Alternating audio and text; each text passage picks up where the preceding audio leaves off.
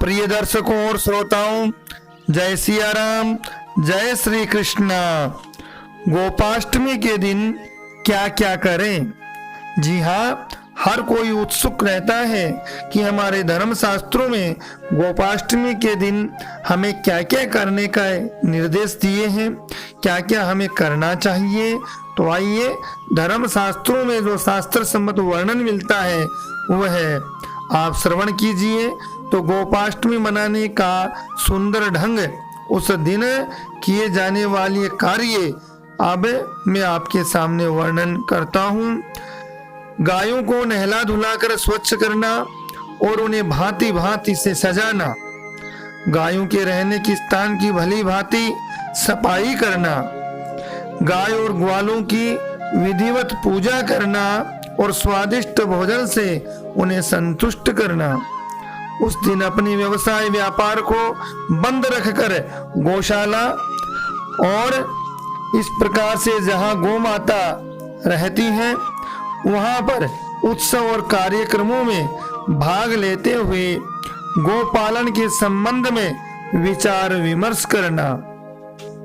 गौशाला में यथासाध्य दान करना, गांव गांव और नगर नगर में सभाएं हो जिससे गो संबंधी इन जो बातें हैं शास्त्र सम्मत उन पर विचार होना चाहिए कि देश में सर्वत्र गो हत्या का निवारण कैसे हो सकता है, गायों की वर्तमान स्थिति में, उनकी नस्ल सुधार में, दूध उत्पादन में किन साधनों से सुधार हो सकता है, गोमूत्र और गाय के गोबर को खाद के रूप में अधिक से अधिक उपयोग कैसे लिया जा सकता है, गोपालकों की आवश्यक सुविधाएं कैसे मिल सकती हैं।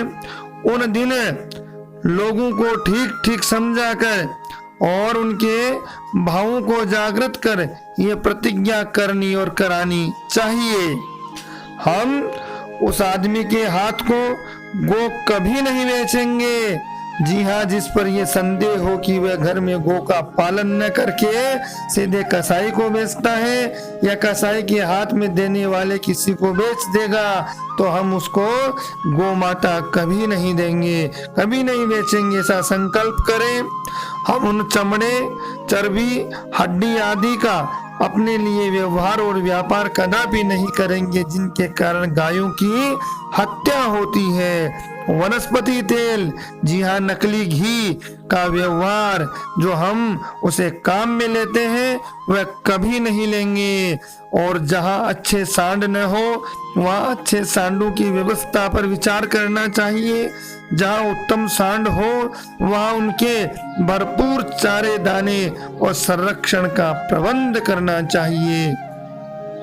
स्थानीय गाय, बैल, बछिया और बछड़ों की संख्या का पता लगाकर लिखना सुविधा हो तो अच्छी से अच्छी गाय रखने वालों को पुरस्कार देना चाहिए।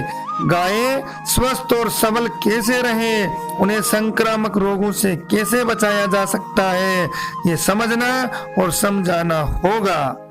अगली गोपाष्टमी तक अर्थात गोवंश की उन्नति के लिए कार्यक्रम बनाना चाहिए कि हमें अगली गोपाष्टमी तक ये विशेष कार्य करने हैं। गत वर्ष गोवंश की उन्नति के लिए हमने क्या क्या किया इसकी जांच करनी चाहिए।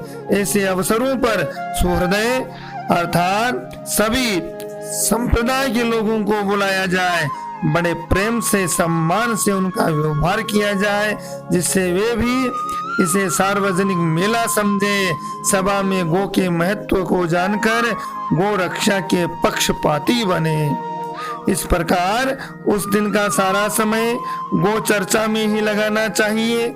ऐसा करने से गोवंश की सच्ची उन्नति हो सकेगी, जिस पर हमारी उन्नति 16 आने निश्चित है। जी हाँ, जहाँ पर गौ माता सुख पूर्वक निवास करती है वहाँ उस देश के निवासी सुख पूर्वक निवास करते हैं। यह बात 16 आने सत्य है, शास्त्रों में ऐसा वर्णन है। भगवान श्री कृष्ण का नाम गोविंद भी इसीलिए पड़ा कि वे भगवान श्री कृष्ण गायों से अत्यंत प्रेम करते थे। अर्थात भगवान श्री कृष्ण को अति प्रिय गोविंद नाम गायों की रक्षा करने के कारण ही पड़ा है। कार्तिक शुक्ल प्रतिपदा से लेकर सप्तमी तक गो गोपियों की रक्षा के लिए श्री कृष्ण गोवर्धन पर्वत को 7 दिन तक अपनी अंगुली पर उठाए रहे और इसलिए कामधेनु ने भगवान का अभिषेक किया और उसी दिन उनका नाम गोविंद पड़ा है। तो गो माता को सजा धजा करके गोग्रास निकाले, परिक्रमा करे, नगर भ्रमण करे, गो पालकों का सम्मान करे। पूरे भारतवर्ष में सभी भागों में गोपाष्टमी का उत्सव बड़े उल्लास से मनाया जाता है। विशेषकर गौशालाओं में यह दिन विशेष है। गौशालाओं में तो गोपाष्टमी के दिन एक दिन मेला जैसा ही रहता है। जी हाँ, मेला जिस प्रकार से धूमधाम से होता है उसी प्रकार से गोपाष्टमी के दिन गौशालाओं में ऐसा होना चाहिए, होता है पूरी भारतवर्ष में। और गोपों की यह अष्टमी मनाई जाती है। जो गोप पालन नहीं करते उन्हें करना चाहिए। उत्साहवर्धन के लिए पारितोषिक भी देना चाहिए। गोपाष्टमी केवल किसी गांव या गौशाला का उत्सव नहीं होना चाहिए, वरन गांव-गांव, घर-घर में ये उत्सव बड़े समारोह के साथ मनाना होगा। आवश्यकता इस बात की है कि यह उत्सव अखिल भारतवर्षीय गो दिवस के रूप में धारण कर ले।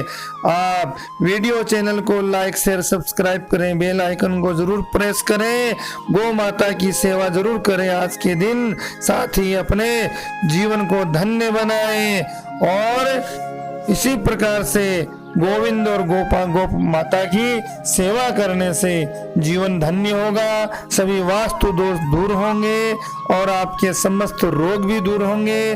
भारतीय संस्कृति का झंडा पूरे विश्व में फहराता रहेगा। जोर बोलो, जय गो माता की जय हो। जय सिया राम, जय श्री कृष्णा।